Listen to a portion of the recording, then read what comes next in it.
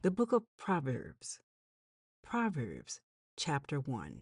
Purpose and theme. The Proverbs of Solomon, son of David, king of Israel, for gaining wisdom and instruction, for understanding words of insight, for receiving instruction in prudent behavior, doing what is right and just and fair, for giving prudence to those who are simple, knowledge and discretion to the young. Let the wise listen and add to their learning, and let the discerning get guidance for understanding proverbs and parables, the sayings and riddles of the wise. The fear of the Lord is the beginning of knowledge, but fools despise wisdom and instruction. Listen, my son, to your father's instruction, and do not forsake your mother's teaching. They are a garland to grace your head, and a chain to adorn your neck. My son, if sinful men entice you, do not give in to them. If they say, "Come along with us, let's lie in wait for innocent blood, let's ambush some harmless soul, let's swallow them alive like the grave, and whole like those who go down to the pit. We will get all sorts of valuable things and fill our houses with plunder. Cast lots with us. We will all share the loot." My son, do not go along with them. Do not set foot on their paths, for their feet rush into evil. They are swift to shed blood. How useless to spread a net where every bird can see it. These men lie in wait for their own blood. They ambush only themselves. Such are the paths of all who go after ill-gotten gain. It takes away the life of those who get it. Out in the open, wisdom calls aloud. She raises her voice in the public square. On top of the wall, she cries out. At the city gate, she makes her speech. How long will you who are simple love your simple ways? How long will mockers delight in mockery and fools hate knowledge? Repent at my rebuke. Then I will pour out my thoughts to you. I will make known to you my teachings. But since you refuse to listen when I call, and no one pays attention when I stretch out my hand, since you disregard all my advice and do not accept my rebuke, I in turn will laugh when disaster strikes you. I will mock when calamity overtakes you. When calamity overtakes you like a storm, when disaster sweeps over you like a whirlwind, when distress and trouble overwhelm you, then they will call to me, but I will not answer. They will look for me, but will not find me, since they hated knowledge and did not choose to fear the Lord. Since they would not accept my advice and spurned my rebuke, they will eat the fruit of their ways and be filled with the fruit of their schemes. For the waywardness of the simple will kill them, and the complacency of fools will destroy them. But whoever listens to me will live in safety and be at ease, without fear of harm. Proverbs chapter 2.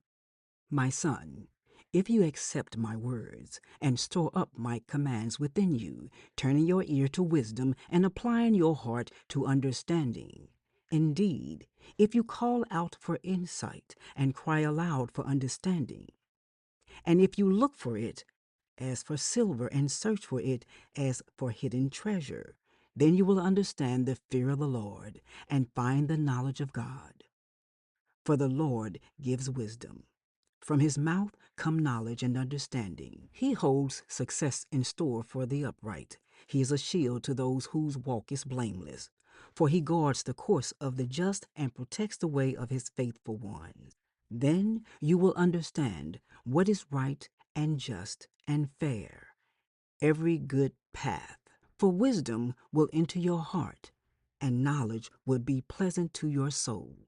Discretion will protect you, and understanding will guard you.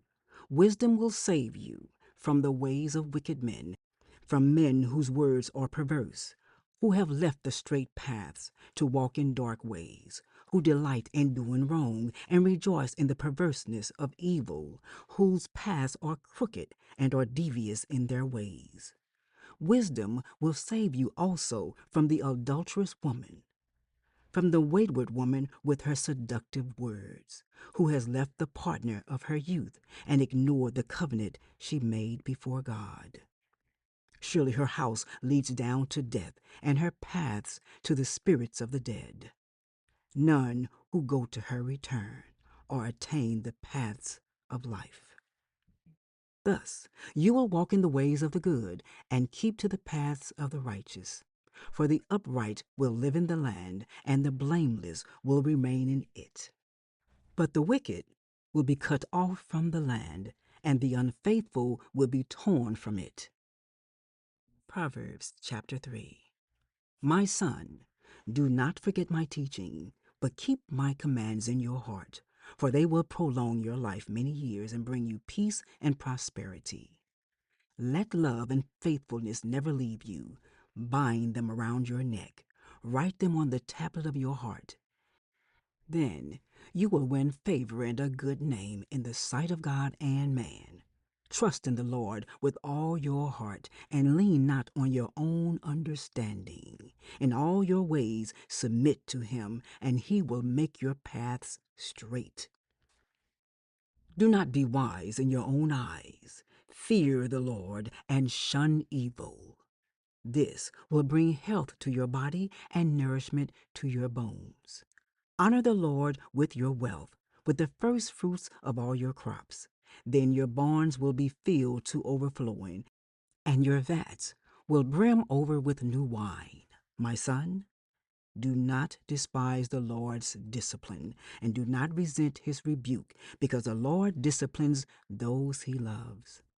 As a father, the son he delights in. Blessed are those who find wisdom, those who gain understanding, for she is more profitable than silver and yields better returns than gold. She is more precious than rubies. Nothing you desire can compare with her. Long life is in her right hand. In her left hand are riches and honor. Her ways are pleasant ways, and all her paths are peace. She is a tree of life to those who take hold of her. Those who hold her fast will be blessed. By wisdom, the Lord laid the earth's foundations. By understanding, he set the heavens in place. By his knowledge, the watery depths were divided, and the clouds let drop the dew. My son, do not let wisdom and understanding out of your sight. Preserve sound judgment and discretion. They will be life for you, an ornament to grace your neck. Then you will go on your way in safety, and your foot will not stumble. When you lie down, you will not be afraid. When you lie down, your sleep will be sweet. Have no fear of sudden disaster or of the ruin that overtakes the wicked, for the Lord will be at your side and will keep your foot from being snared. Do not withhold good from those to whom is due, when it is in your power to act. Do not say to your neighbor, "Come back tomorrow and I'll give it to you," when you already have it with you. Do not plot harm against your neighbor, who lives trustfully near you. Do not accuse anyone for no reason, when they have done you no harm. Do not envy the violent or choose any of their ways, for the Lord detests the perverse, but takes the upright into his confidence. The Lord's curse is on the house of the wicked, but he blesses the home of the righteous. He mocks proud mockers, but shows favor to the humble and oppressed. The wise inherit honor, but fools get only shame.